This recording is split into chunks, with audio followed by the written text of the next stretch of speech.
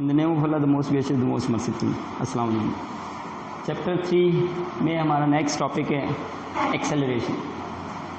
जब भी कहीं आपने देखा होगा सफ़र करते हैं, मूव करते हैं, तो सफ़र के अंदर अक्सर ये होता है कि एक जैसी स्पीड पे गाड़ी मूव नहीं करती। किसी भी चीज़ में आप सफ़र करते हैं तो वो एक जैसी स्पीड पर मूव नहीं करता, नॉर्मली चेंज होती रहती है स्पीड जब तक कांस्टेंट रहती है तो जब तक हम बड़े रिलैक्स बैठे होते हैं प्रॉब्लम नहीं होता, लेकिन जैसे स्पीड चेंज होती है कम या ज़्यादा, तो दोनों सूरतों में हमें मतलब रिलैक्स नहीं रहते।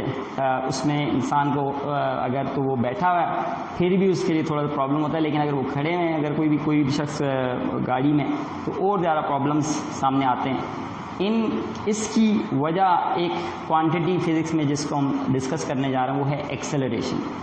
एक्सेलरेशन आ जाता है गाड़ी में। जैसे ही स्पीड कम हो या ज़्यादा हो तो एक नई क्वांटिटी जन्म लेती है जिसका नाम है एक्सेलरेशन। एक्सेलरेशन को फिज़िक्स में हम डिफ़ाइन ऐसे करते हैं कि the rate of change of velocity is known as acceleration. Simple सी डेफिनेशन है, the rate of change of velocity is known as acceleration. तो वेलोसिटी के चेंज होने की शरह, इसी को बोलते हैं वेलोसिटी, एक्सेलरेशन। एक्सेलरेशन अब आता इस वजह से है कि जैसे ही वेलोसिटी चेंज हुई तब आता है। वेलोसिटी चेंज होने से मुराद ये हो सकती, दो बातें हो सकती हैं। वेलोसिटी कम हुई तब भी चेंज होगी, वेलोसिटी ज़्यादा हुई तब भी चेंज होगी। जब तक वेलोसिटी कांस्टेंट है एक्सेलरेशन नहीं आता, लेकिन वेलोसिटी चेंज होने से एक ये क्वांटिटी आती है जिसका नाम एक्सेलरेशन है। तो एक्सेलरेशन जो वो rate of change of velocity का होता है। एक्सेलरेशन को हम शो करते हैं, एक तो आपको इसकी डेफिनेशन मैंने बता दी, डेफिनेशन पता होना ज़रूरी है।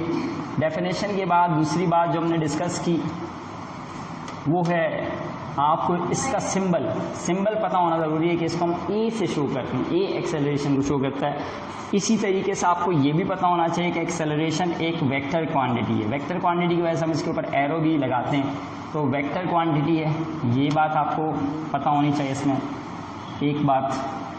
अच्छा, उसके अलावा एक्सेलरेशन का फार्मूला, अगर फार्मूले की बात करें तो एक्सेलरेशन का फार्मूला होता है A equals to delta V over T, जहाँ पे डेल्टा वी एक क्वांटिटी आपके सामने मैं इसको बता दूं। डेल्टा वी का जब भी आएगा फिजिक्स में डेल्टा वी, तो डेल्टा का मीनिंग होंगे, डेल्टा की मीनिंग है यहाँ पर चेंज।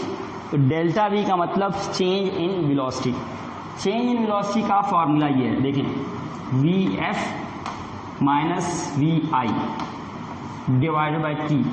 चेंज इन वेलोसिटी जब भी आएगा डेल्टा वी, तो डेल्टा वी हमेशा बराबर होगा V F minus V I के। वी एफ का मतलब फाइनल वेलोसिटी, वी आई का मतलब इनिशियल वेलोसिटी। समटाइम्स आप देखेंगे V two minus V one, उसका मतलब भी वही है। तो final velocity minus initial velocity, ये होता है डेल्टा वी, यानी चेंज इन वेलोसिटी। तो जब भी आपको चेंज इन वेलोसिटी निकालनी तो आप क्या करेंगे, दो वेलोसिटी चाहिए आपको। बाद में कितनी वेलोसिटी होगी, पहले कितनी थी, कम या ज़्यादा से हमारी मुराद इसमें ये नहीं है कि अगर कांस्टेंट है तो फिर तो एक्सेलरेशन हो गई नहीं, लेकिन अगर पहले कम थी बाद में ज़्यादा होगी तो वो कितनी होगी, उसमें से आप इनिशियल वाली वेलोसिटी को माइनस करेंगे, आ जाएगा delta we, change in velocity. तो ये है इसका फार्मूला। फार्मूले के बाद अगर हम बात करेंगे इसका यूनिट, तो यूनिट की बात करते हैं। यूनिट इसका होता है मीटर पर सेकेंड स्क्वायर, मीटर पर सेकेंड स्क्वायर, या फिर इसको इस तरह भी लिखते हैं मीटर पर सेकेंड स्क्वायर। तो ये इसका यूनिट है। 5 इसके बारे में मैंने आपको बातें बताई हैं, 5 पॉइंट्स आपको याद रखने एक्सेलरेशन पर। डेफिनेशन क्या है, सिंबल क्या है, यूनिट क्या है, क्वांटिटी वेक्टर क्वांटिटी है, इसका फार्मूला क्या है, इसका यूनिट क्या है। ये 5 बातें इसके बारे में जानना ज़रूरी हैं। एक्सेलरेशन को आप अच्छी तरह से पढ़ लीजिएगा। इससे पहले जितनी क्वांटिटीज़ मैंने बताई उनको अच्छी तरह से पढ़ लीजिएगा, और फिर हम इसके बाद डिस्कस करेंगे कि इस एक्सेलरेशन की टाइप्स क्या होती हैं, उसके बारे में बात होगी नेक्स्ट वीडियो में। अल्लाह हाफिज़।